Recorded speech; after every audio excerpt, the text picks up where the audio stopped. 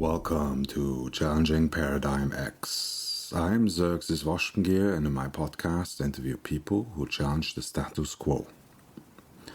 Can we have artificial intelligence without consciousness, creativity, or mindfulness? Are language and music the only things that humans do better than any other species? And what would that mean for the development of artificial intelligence? Can we program ethical rules into the AIs? Or can we only teach them like we teach children? And if so, what would that mean for us as societies, as humanity? Do we need to rethink the founding principles of society in an AI era? Today, my guest is Dekai. Dekai is one of the world's leading experts in the field of artificial intelligence and one of the early pioneers of machine learning and that paradigm shift in AI. For his work on AI, machine learning, machine translation, as well as natural language processing, music technology, and computational creativity, he was recognized as one of the 100 top influential figures of Hong Kong, where he is also professor of computer science and engineering at the Hong Kong University of Science and Technology. Furthermore, he is a distinguished research scholar at Berkeley's International Computer Science Institute. Apart from that, he is a musician and is involved in the field of social impact to enhance the dialogue between different cultures. This is also reflected in his work. He used his intercultural skills and knowledge, as well as his deep understanding of music and creativity, to develop the world's first AI for web translation that led to the Google, Yahoo, and Microsoft translators. And for his work on AI ethics and society, Dekai was one of 8 inaugural members selected by Google in 2019 for its AI Ethics Council. So if you're interested in artificial intelligence from Dekai's cross-disciplinary and paradigm-shifting perspective, stay tuned. Hi, my name is Xerxes, and today I'm here with Dekai. It's good to have you here, Dekai. Great to be here, Xerxes. Thanks for having me. Yeah, thank you. So yes, could you please introduce yourself? Who are you? What do you do? Well, so I'm on the one hand, I'm an AI professor. If you know things like Google Translate or Yahoo Translate or Microsoft Translate, I pioneered those sorts of things. I built the first web translation AI and developed a bunch of the machine learning foundations for them. I also work on music technology, AI for computer music and computational social science. It's one of the people who sort of, pushed machine learning approaches into the field of AI at a time 30 some years ago when the field was dominated by what we call good old fashioned AI, which is rule based, manually coded, logic based systems that were really impossible to scale up. We fought this battle to move away from logic, stop trying to manually model the world by writing everything we knew about the world by hand, and instead model the mind, which is not a logic machine. Model these massively parallel distributed units that fire different activation levels at each other. And from that complex system emerges learning behavior. And so, I've been pushing on that the whole time. I pretty much focus on things that have to do with getting cultures to relate better to each other, to understand each other better. That extends also to my work as a musician, having formed one of Hong Kong's world music groups, as well as my social impact work, where, fighting discrimination and looking to enhance dialogues between different cultures and looking at ways to decrease the alarming amount of polarization, divisiveness, fear, and hatred that we're seeing, both in many countries domestically as well as globally in the geopolitical situation. Okay, great. And please tell us, why do you do what you do? I think I've had the privilege of being shown a lot of the world since I was a child. My parents took us all over the US. I was, they had come to the US as teenagers from war-torn China and Hong Kong and Japan and so on, and they landed in the literally smack in the middle of the country in St. Louis, which is, Hmm. if you know, it's on the Mississippi River, which is separates the east and the west in the U.S., and on the Mason-Dixon line, which separates the north and the south. So literally right in the middle. And I grew up in the Midwest heavily in Illinois, the next state over. It was very mind-opening to see the cultural differences, how they weighed on perceptions of people. And then my parents took us not only to almost every state in the union, but to other countries. And we saw things about the developing world that were very, very different. We saw extreme poverty. We saw things that made me question from an early age whether all of the assumptions that were mainstream around where I was growing up maybe were relative to the environment, the economic level, the Hmm. education level, and of course the cultural background that you have to deal with. And so I think that these are things that, as we've seen in the last decades, have led to enormous stresses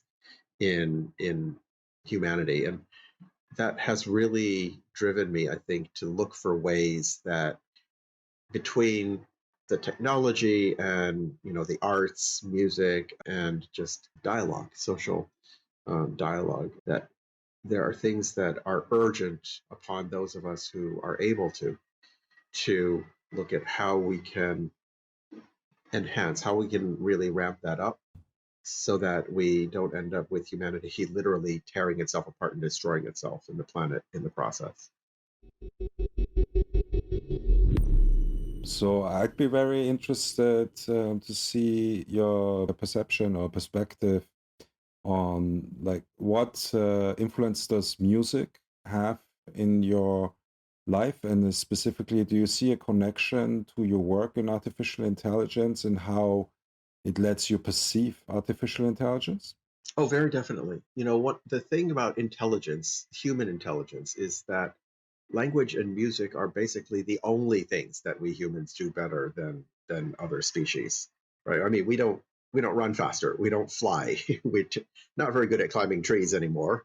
We're not stronger, we don't see more sharply, we don't smell more sharply. We're pretty lame as a species, except for our unique abilities in language and music. And the thing is that really, music was the foundation of a lot of human language abilities. Our ancestors were singing before they were talking.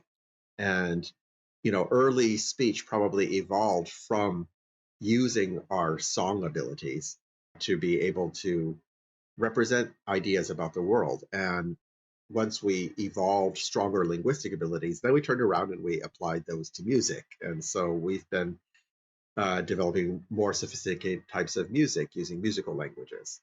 So this has like co-evolved through a million years, and it leaves us with brains that are supremely evolved for music and language, and those fundamental building blocks underneath it is how we implement intelligence, and therefore studying music is heavily related to studying language. It's just, the same areas of the brain that are used, except that music is activating many of them in parallel. It's like exercising those linguistic abilities on steroids. And the kind of creativity, the kind of improvisation and expression in traditional music teaches us a lot about how the mind creates, how not just how does the mind interpret new things that it's never experienced before, but also how it learns and then is able to generalize so that it can take what it's learned previously, but then express new things in real time, not in the sense of this, very recent aspect of music, especially Western European symphonic tradition, where somebody writes out a complex score and then you have trained musicians that just do nothing but they read and execute that score. That's actually a very artificial recent form of music that only happened in the last few hundred years. Traditionally, music is improvisational and it has conventions, but it's not the same twice in a row. And you have a conversation between the musicians who are typically sitting there bouncing off of each other, just like you and I are talking. That tells us a lot about how the brain works, about what kinds of facilities there are with which to learn and to express and to create. Okay. And I had the thought now while you were talking, and maybe it's far off, but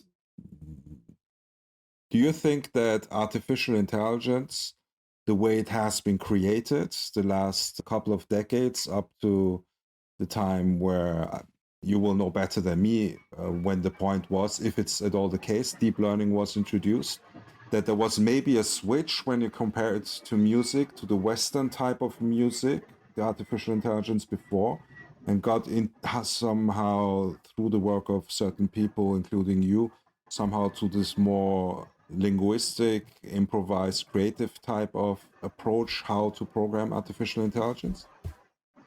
Was there such a change at all when you look at deep learning, for example, or other stages in the development of artificial intelligence? Yeah, yes and no. I mean, I think the major change was what I was referring to earlier when we moved from rule-based, logic-based systems that were coded by hand, so that all the knowledge of the system was written by humans rather than learned by the machine. Yes.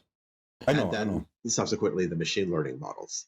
In terms of the deep learning models, there are one family of machine learning models. And to be honest, I started playing with what we now call deep learning in the late 1980s, early 1990s. In fact, my postdoctoral year in 1992 at University of Toronto, I spent happily playing in Geoffrey Hinton's lab. Jeff is the granddaddy of deep learning. And I was literally working on what we now call deep learning models at the time.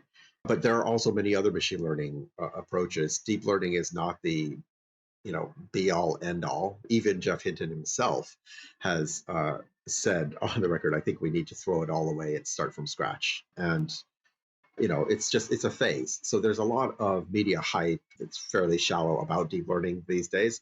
Those of us who are really working in AI research have already moved on to, that's one of the tools in our toolkit, but like we're looking at deeper problems like the issues that I've spoken about on modeling actually awareness, mindful AIs. You can't really have an AI that is just mindlessly doing deep learning.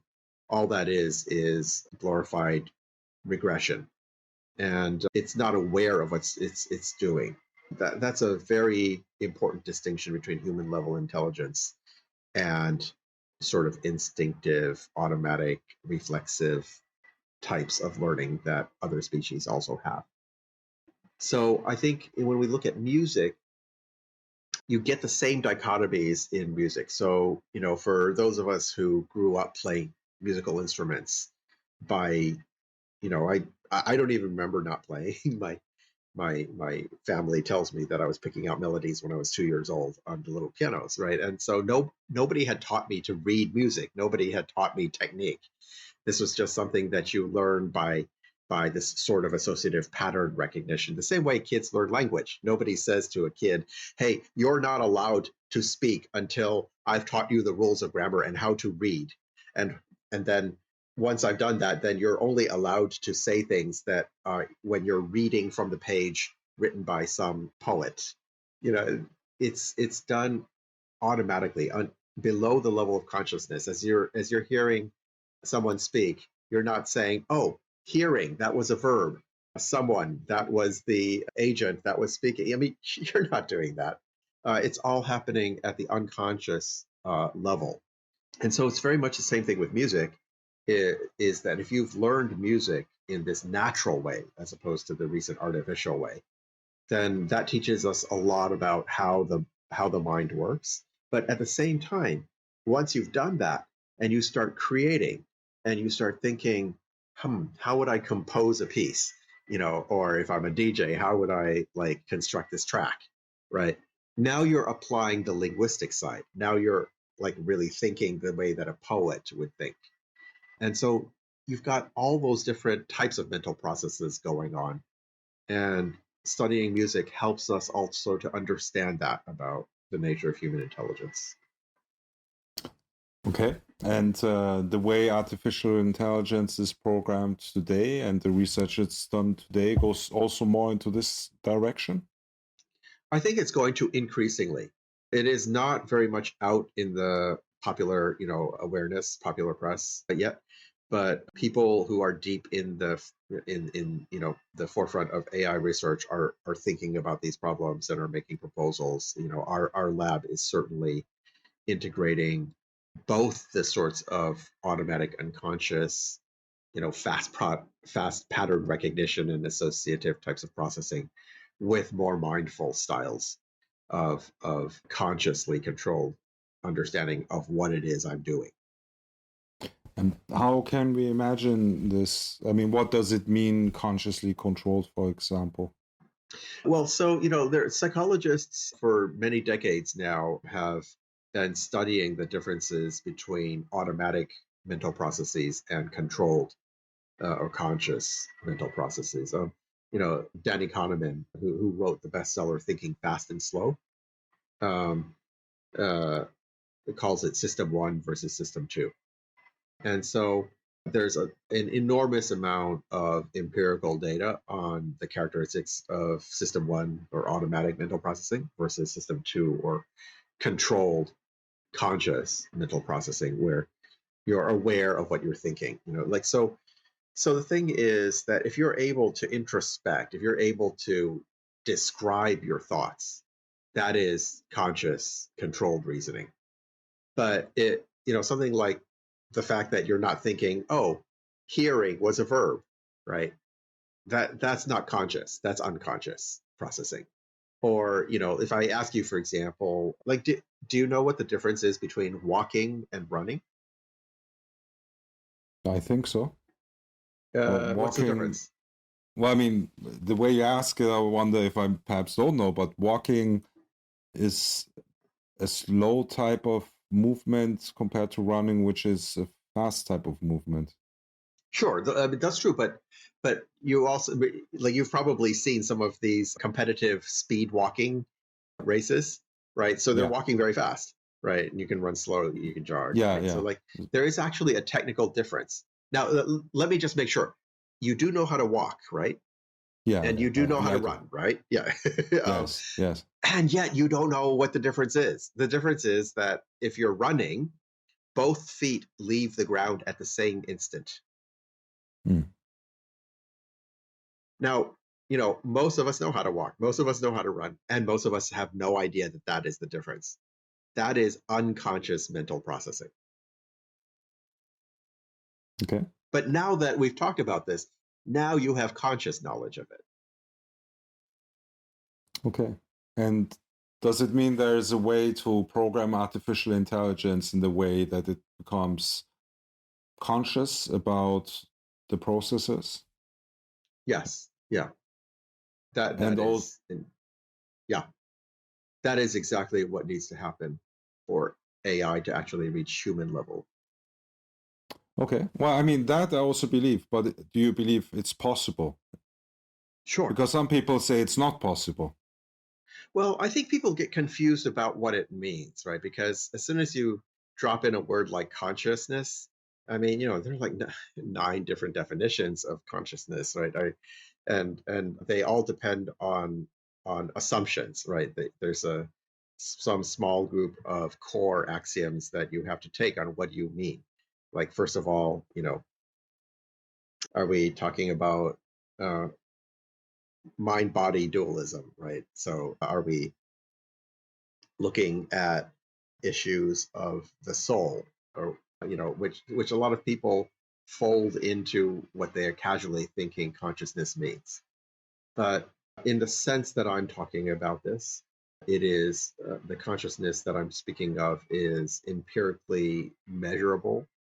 So we're not attempting to say things about the metaphysical, the soul, but we're looking at things that you can actually read from brain scanners, from fMRI or EEG. We're looking at speed issues, right? So there's a lot of experimental psychology, cognitive psychology that you can do with everything from eye tracking to, just how fast people can process things, what kinds of mistakes they make, right? And so there's a lot of empirical stuff that you can observe about unconscious versus conscious mental processes. Okay. All right. And how do you see the connection between consciousness and intelligence? And maybe before you tell me that, could you tell me what your definition of intelligence is? Well, so there are different approaches toward defining intelligence. And, one of them in the style of Turing, of course, is more of a behavioral definition. So if it looks like a dog and it smells like a dog and it walks like a dog, it probably is a dog. So that's basically the style of definition Turing had in his famous Turing test. I think from a science point of view, that is a reasonable definition. If you can drop an AI into a new situation that it's never experienced, if it's had the same kinds of environmental upbringing as a human, and if it reacts the same way as a human, then you've produced a human level AI. And again, not ascribing any metaphysical qualities of having a soul to that definition, but that would have achieved human level AI. And beyond that, if it becomes more powerful in its learning capabilities or its reaction speed, then it starts becoming a super intelligence. Okay. And in the context of creativity, do you see one there as well, a connection between intelligence, consciousness, and creativity? Oh, absolutely. I mean, I think creativity is it is basic. So there are a couple of very common cliches that you hear as soon as people start talking about AI casually, which is that oh yeah, these machines are getting incredible, but they'll never be able to have human qualities like creativity and emotion and those Exactly. sorts of Yeah. things. Yeah. Yeah. And the thing is, I think that that's actually misleading. So when it comes to emotion, that is actually simpler, more primitive, and easier to model than truly human intelligent processes like language understanding. Anybody who's had a dog knows that emotion is very basic. You don't need human level intelligence to have emotion. It's far easier to model that. It's just, people didn't start doing it until recently, but it's easy to do compared with a lot of other things. And as for creativity, it is pretty much impossible to have any kind of intelligence without creativity. You cannot have a learning system without creativity by definition. Okay, so like, what does it mean to learn? It doesn't mean to memorize. Memorization requires no creativity. That's true.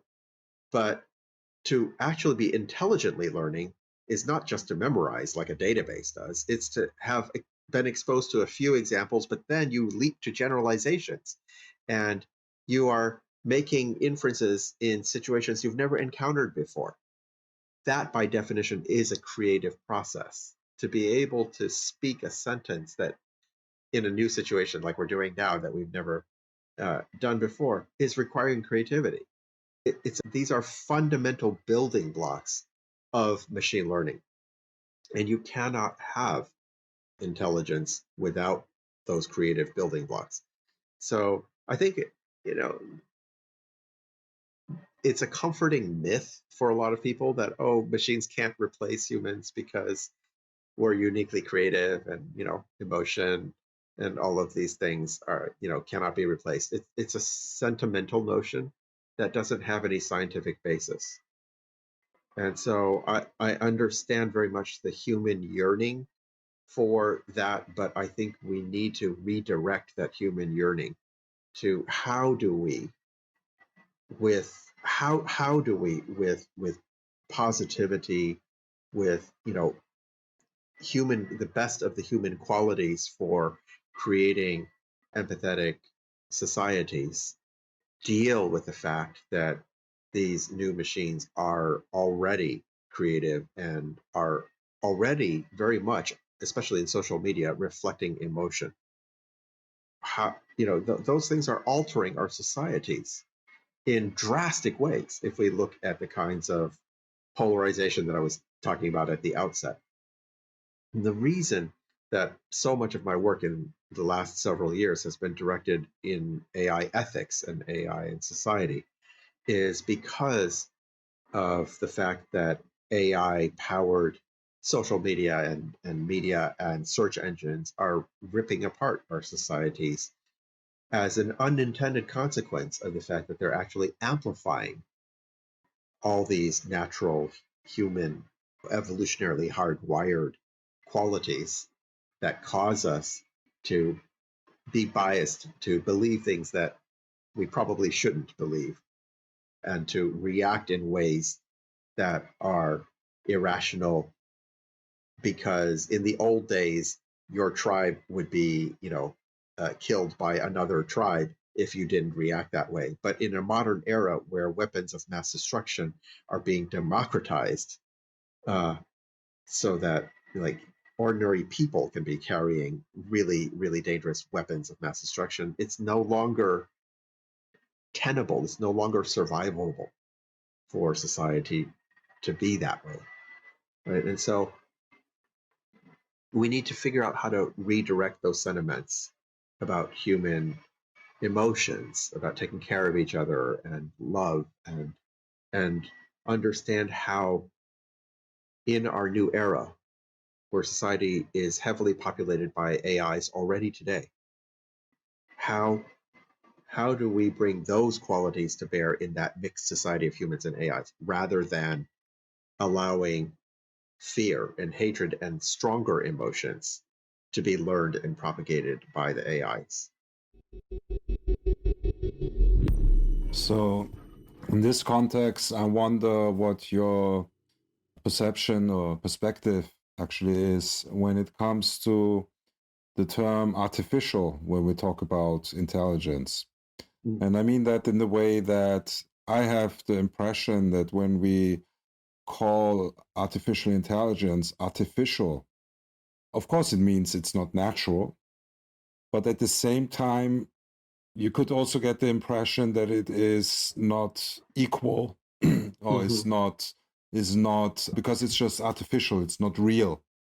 This could be an interpretation, and this is also when I talk to people and hear people talk about artificial intelligence, this is also something, it seems to me, that gives them some safety because it's not real, so it cannot be also a real threat. I don't necessarily believe that artificial intelligence is the ultimate threat or something, Mm-hmm. but I believe it's important how we go forth, Mm-hmm. the way we program it.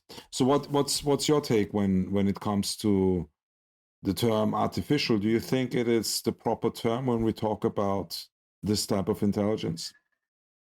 Well, sure, I actually do. And here's why. You are an artificial intelligence. Look at the Oxford definition of artificial. It is pretty close to word for word, made or created by human beings, roughly as a copy of something occurring naturally. So pretty much, I think we can agree that you would not exist unless you were made by human beings, uh, and that you were made as a rough copy of something that occurred naturally.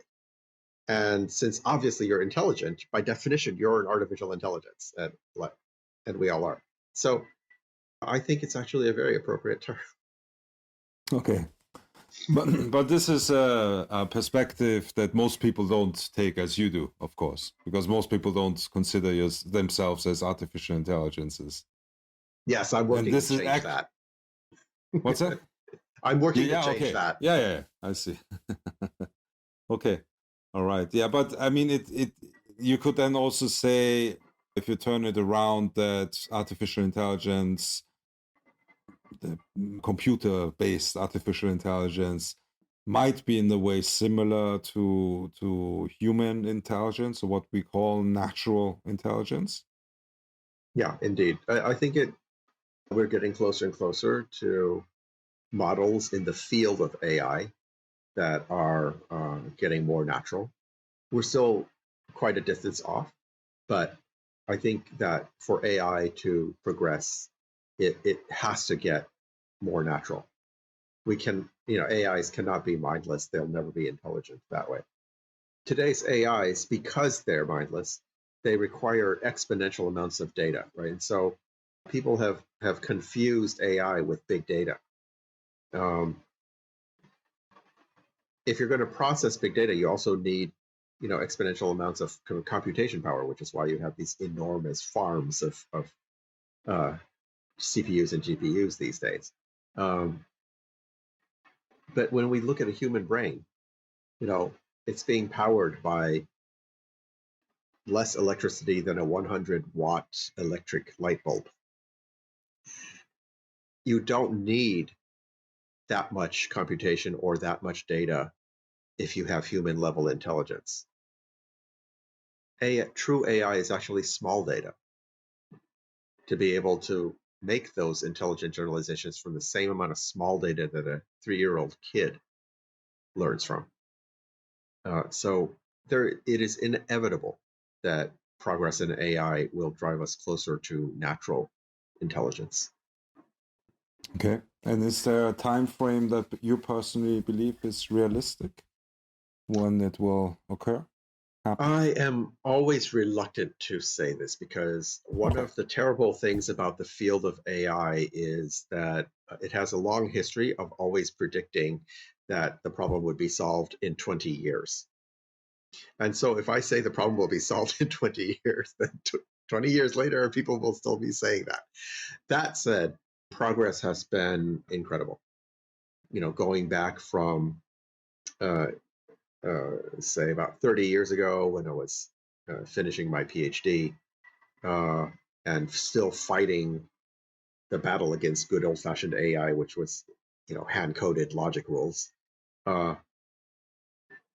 We have made enormous progress in what AI can do today. It's, for people back then, what we are doing today would be mind-blowing. And I have no doubt that that will continue to be the case. Okay. So maybe let me rephrase. Do you believe it will be in less than 200 years? Yes. So I have another question I'm really interested in. Your work on the coronavirus prevention was all over the media. Even President Obama retweeted an article where your statements were in there. Please give us some background. Oh, so this was something that happened, like many people, obviously, we've been really struggling with how do we deal with the horrible effects of the coronavirus. And because I have joint appointments at the Hong Kong University of Science and Technology and at Berkeley, I see, very regularly what's going on both in the East and the West. And by February, it was really alarming me that Hong Kong was paying attention to the WHO warnings and the warnings from China, and it was already locking down. In January already, there was immense amounts of planning for what happens on February 1st when the semester was supposed to begin. Should we not physically open up? And indeed, we never opened up physically. We converted to all online teaching the entire semester. And by mid-February, it was really alarming to me that not only was that discussion not really happening seriously in the West, in the US or in Europe, but even, face mask wearing was not being discussed. Hong Kong already, literally 99% of the population masked up. I could not go into town not wearing a mask without hearing about it and getting dirty looks. And, because you're not doing your part to prevent spreading your possible COVID viruses to other people around you. It was not just about protecting yourself. It was about protecting those around you, the community around you. But when you looked at the WHO data, when you looked at, other data sets, Johns Hopkins or whatever, even though they were listing which countries had social distancing and which countries had testing and contact tracing, they didn't even bother listing which countries had masking. And This was alarming to me because masking costs far less than testing and tracing and many other measures. There is no more evidence for social distancing than there is for masking. And so we formed a team rapidly in late February with not only me at Hong Kong at Berkeley, but also with London and Paris and Helsinki and Estonia, Tallinn, across disciplines, for everything from medical doctor in London on the front lines of treating COVID to economist in Paris to someone who's actually in senior advisor to the ministry in Finland looking at public policy, and a computational biologist out of Cambridge. And so we really looking broadly at this. We built two new theoretical models. I built an AI inspired model that was combining agent-based modeling from the long tradition in AI of you have intelligent agents walking about and interacting when they meet each other, to do the predictive modeling. And I made it highly visual so that you could actually see these agents walking around. You could just take your browser and go straight there and play with it yourself if you like. And you could set your own assumptions about how many people are infected and how many people there are and how effective your masks are at blocking transmission of viruses versus blocking absorption from other people into your system when you inhale. And you can see what happens. And so I made this 4-minute video to explain as a tutorial how to use that. The video got a huge amount of interest and led to a quote cover story on Vanity Fair that really raised a lot of awareness amongst European and North American states. And basically, we found that if you need 80 or 90% of the population to wear face masks, and you need them to do it fast before the virus spreads to too much of the population. If only half the population wears masks, it has almost zero impact. And the reason the visual simulation is so good is because that's counterintuitive for most people. Most people think if half the population are wearing masks, then it'll stop half the infections. And that's simply not true, and it turns out, because of the exponential behavior of virus spread. Half the population wearing masks has almost zero effect. 80 to 90% is needed in order to have significant impact. And if you do that and you combine it with other sensible measures, social distancing, you do need testing and tracing, then you can control the spread long enough for the scientists to develop the vaccines and the treatments and prevent the hospitals from getting overloaded. Otherwise, we create thousands of unnecessary deaths a day. And so that project was a really cool application of various concepts from AI and computer science to tackle the social problem right now that is urgent upon us, that we're still grappling with, of how to save as many lives as possible, how to be able to exit from extreme lockdowns without risking lives in an excessive way. In Hong Kong, because we put on masks really early, we have never had to have a strict lockdown. The restaurants have never been closed. We can go out and shop. We do sensible social distancing and we wear masks. And we have not had to, and to this day, we have had a grand total of 4 deaths. You're talking about a place with a population of 7.5 million, approximately New York City. And so, and in total, we've only had a couple of hundred local transmission cases. Almost all of our cases came from imported cases from people coming back from Europe or the US or other places, imported, who got, tested and quarantined. And so I think there are a lot of things we're talking about AI ethics, right? There are a lot of things that we can do with AI to really have a positive impact on society as a whole. And that's an excellent example. But it's very interesting. And there's a website up where you can look Absolutely. at Yes. Go. The best place to start is that explainer video. It's only 4 minutes long, and you can find it easily at dek.ai. That's my name Okay. with a dot in it. Yes. Yeah. /mask video. So dek.ai/mask video. Okay. All right. And I'll also put it into the show notes so people Super. can Yeah. click it. In the video description, there are links to the rest of it. There's a website with all the resources. It's dek.ai/masks for all, number 4. There's a white paper that is highly visual and easy to read. There's a research paper. There are a number of other related videos, list of news stories from around the world. Okay.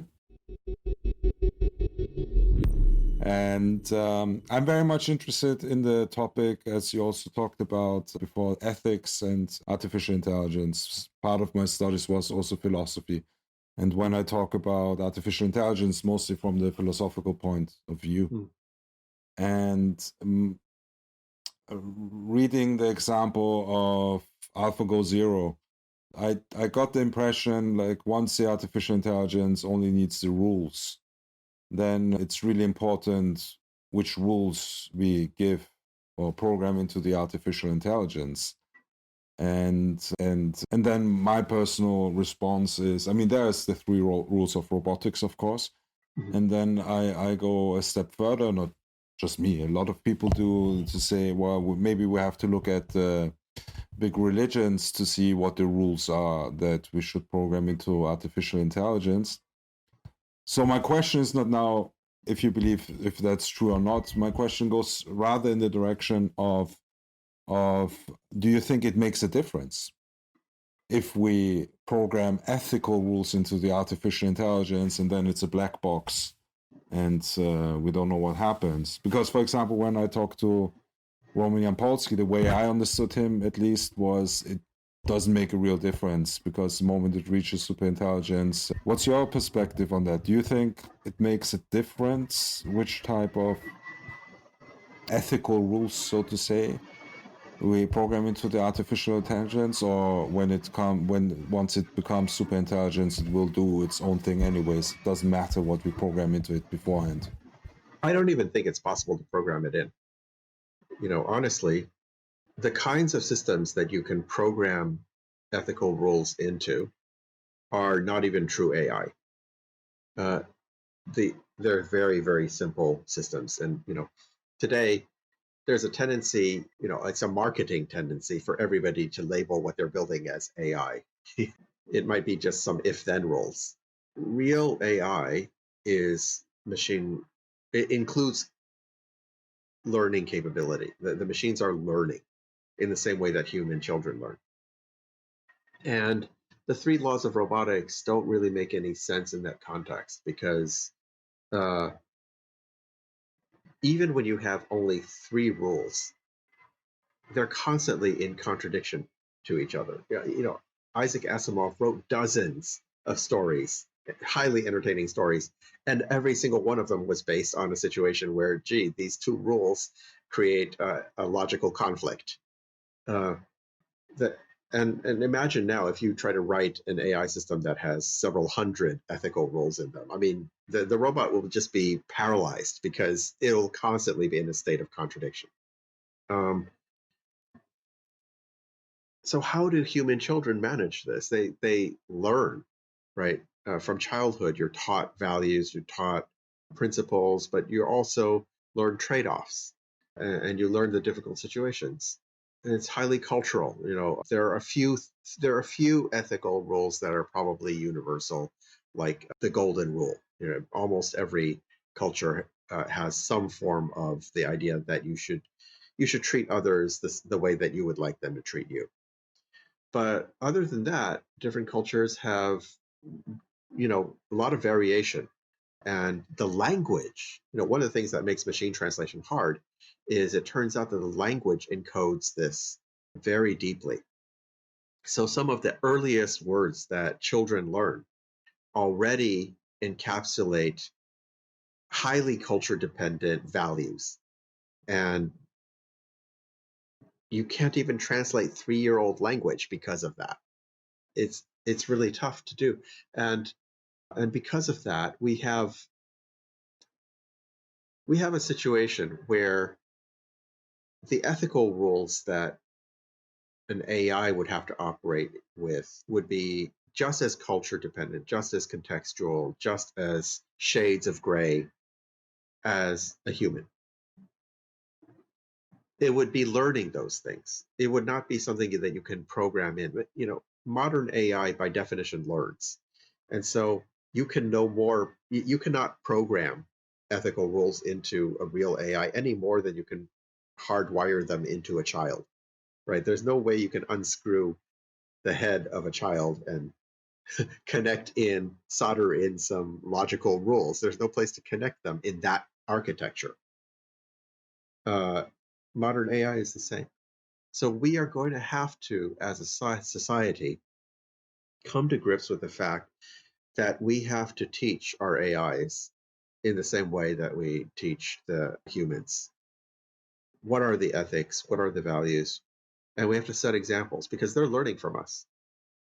The AIs at Google, the AIs at Facebook, the AIs at Twitter, the AIs at Apple, the AIs at Microsoft, Amazon, they are learning by watching what you do. You are the training data. You are the example. You are the one teaching the ethics and the values to the AIs. And we all are. And ultimately, just as with humans, there is no substitute for the fact that all of us bear collective responsibility for teaching the AIs in the same way that we do with humans. This is one of those things that, because AI has come upon society so rapidly, we are not wrapping our heads around this. We are still thinking about machines as dumb, passive, mechanical tools, as slaves. And we don't realize that everything changes when machines actually have opinions and thoughts and can influence our opinions and thoughts. The metaphor of treating machines as mechanical slaves that we can control and program is a dangerously obsolete metaphor that we need to get humanity to throw away as fast as we can. Okay.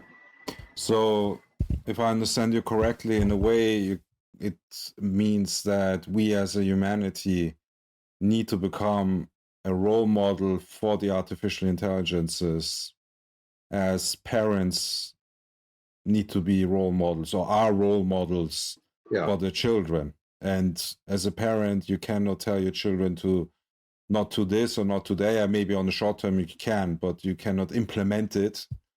And in the same way, we as a humanity cannot implement certain rules and paradigms into artificial intelligences, but rather lead by example, which then, if I understand it correctly, the way you say it, means that we actually have to perhaps even make a quantum leap in our development as humanity, so that artificial intelligence will develop in a healthy way. Absolutely, yeah. And that's what my TEDx Xi'an talk was. It was challenging the audience to ask, how is your parenting? And it turns out that when you actually dive in and look at it, we are violating pretty much every principle of good parenting that we all believe in. And that's why AI-powered tech today is tearing apart our societies. If we all abandon responsibility for raising human children, the society will fall apart. And that is what we're doing now with our artificial children, and that's what's so dangerous. Okay. So what do you think are then the paradigms that need to be challenged in the field of artificial intelligence, but perhaps it's even broader than artificial intelligence, for us as humanity to develop in a healthy way and to develop artificial children in a healthy way? Yeah, to me, that is the paradigm that we need to challenge and to shift. This is a change that is already upon us. Like, this happened while we weren't watching. It snuck up behind us. And we are still living as if we were in the 20th century. We are still, pretending that things can go on. A lot of AI ethics is still, I think, unconsciously trapped in a mindset of thinking, how can we preserve the status quo in society? How can we design AIs so that it doesn't change the structure of society? And I think that that is impossible. Even with weak AIs today, we are seeing how impossible it is. Even if we just look at the news from the last week, all over, Twitter finally deciding that they are going to slap labels on what they consider to be dangerous or false statements, even from a US president, and the pushback on that. Facebook still refusing to do that. We are already today living in a situation where we are grappling with the consequences of the fact that the AIs are already deciding, based on imitating humans, learning from human behaviors, which ideas to spread and which ideas to censor, to filter out, right? Not, I don't want to try to be sensitive about the wording here, but an AI that is working for a social media or search engine company, its job is to decide what are the top 10 or top 20 posts or hits to display to you. You don't get to see the other billion. 99.99% of people never look past the first 20 options. That is, in reality, de facto, algorithmic censorship. And there's no way to get around that, right? You have a lot of useless discussion saying, oh, AI shouldn't be censoring. It's impossible because you cannot read a billion posts, right? That algorithm is going to decide what you don't see. And so AIs are already, by necessity, the deciders of what you do and don't see. And how we teach those AIs is not a question that we can continue to avoid if we want our societies to survive. That is a major paradigm shift that needs to happen, not just among tech developers. That is a major paradigm shift that needs to happen for every member of 21st century societies. Okay. And so, is there anything more you would like to elaborate on the structures that you talked about, that how it is structurally affecting us? So you said the way we approach AI, we want to maintain the social status quo. So do you have an idea which direction it ideally goes, how artificial intelligence will fundamentally change? Is there utopia that you see, or is it just that you can say, well, the way it develops now is not healthy and we need to rethink, but this needs to be a creative process where there is no obvious solution yet? So first of all, I think the concepts of utopia and maybe dystopia as well are those are like fairy tales, metaphors from certain cultural traditions. They tend to be absolutist traditions. They tend to, the same kinds of traditions that give rise to the idea of universal truth or, that sort of absolutes. Those are myths. They don't exist in the real world. The real world is a process. it's a continual evolving flow. And I think the sooner we realize that, the better. It's a convenient metaphor. We can talk about utopia versus dystopia, but we shouldn't get too hung up on that because it's not real. What is real is how we evolve our cultures, how we evolve our civilizations, and whether we avoid extinction. What is real is how much can we do away with human suffering, which is still at unethically large levels given the wealth of our planet today. So I think we need to focus on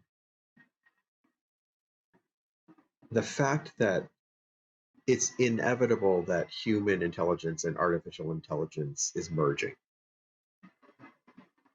That is already happening today. Half my brain is already in my phone over here. I can no longer remember numbers. I used to be legendary at doing it. I have no sense of spatial orientation anymore. I mean, it was bad enough to begin with, but now I'm basically lost without my GPS. And to me, yeah, there's a little bit of nostalgia. Oh, it was nice to be able to do that. But it's also incredible freedom because I have offloaded dreary tasks to the machine, freeing up so much of my cognitive load capacity for creative things and other aspects of thinking that would be great. And this synergy, this coupling of processing between my primitive artificial intelligence is here in my phone and my human intelligence is the tip of the iceberg. We are going to rapidly see in the coming decade various forms of AR, of augmented reality, that will make the interface with my phone screen look clumsy. It'll become much more instantaneous. What I want, what I'm thinking, what I'm retrieving with, just what's in my field of vision or in my ears. And that's before we even get to eventually, inevitably, brain implants. So all of this is going to happen.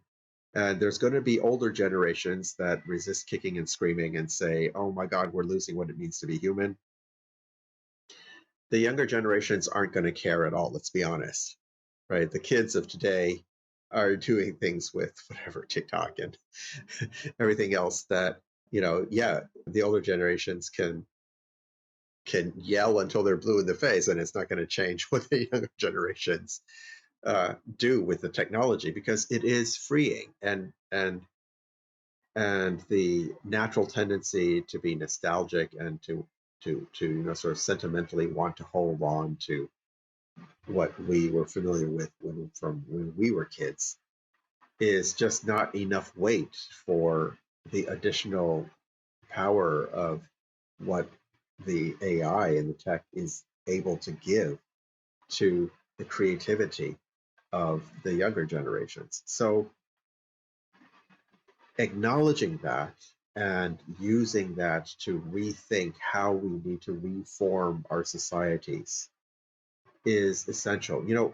So I'm American, and the founding fathers in the US 250-ish years ago, thought long and hard about how to define the constitutional principles, and they did a lot of what we today would call systems thinking, right? Trying to figure out all of the interplay in a complex dynamic system and how to keep balances.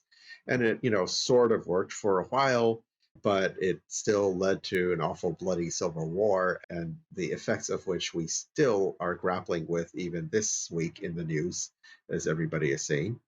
And the situation is being made much worse, spiraling out of control by all the amplification on AI-driven tech, on social media, etc. And so, once again, it is time to rethink the way our founding fathers thought. in the US, and the same parallel in many other countries as well. It is actually long past time for us to rethink in a modern era with AI at the core of so much transfer of knowledge and information. What are the complex system dynamics? We cannot just blindly assume that principles defined 250 years ago or even 50 years ago still apply. They don't. It's a brave new world. And we need to do that rethinking. I don't think we can survive doing that through another revolution. The weapons that we have today are far too dangerously destructive. We're not just talking, unreliable muskets. We really cannot afford a revolution in a hard sense to do this. We have to raise enough public awareness to be able to understand the absolute need to reframe the founding principles of society in an AI era. So my last question is really, when you imagine yourself looking back at your life from your deathbed and everything you've done, looking back, what's the impact that you want to have had on your life and on your humanity? I would just like to have made contributions to get humans to overcome their natural unconscious biases against having greater understanding between different peoples, between different cultures, between different neighborhoods. Our biggest danger with all of this AI-driven amplification of fear and hatred and divisiveness is our own natural tendencies to divide everything into our in-groups and our out-groups. That is a process that dehumanizes the out-groups. And if we're going to struggle with a question of what AI, what the artificial does to our society, then we need to actually really focus on those biases that cause us to dehumanize too much of our society. Okay. Thank you very much. Thank you for your time and the interview. Thank you, Xerxes. It's a pleasure. It was a pleasure for me. Have a good day then. Thank you for staying tuned for this edition of Challenging Paradigm X. If you like this episode with Dekai, feel free to share it with your community so Dekai's message gets spread even further. In the show notes, you'll find links to his work and his multiple TEDx talks. Please hit subscribe and rate my podcast if you like it. I'd be also glad if you write me a review. You can support this podcast through Patreon. And if you have any questions or comments, feel free to contact me. Next week, we're up with another edition of Challenging Paradigm X. So until then, I wish you a great week and say ciao.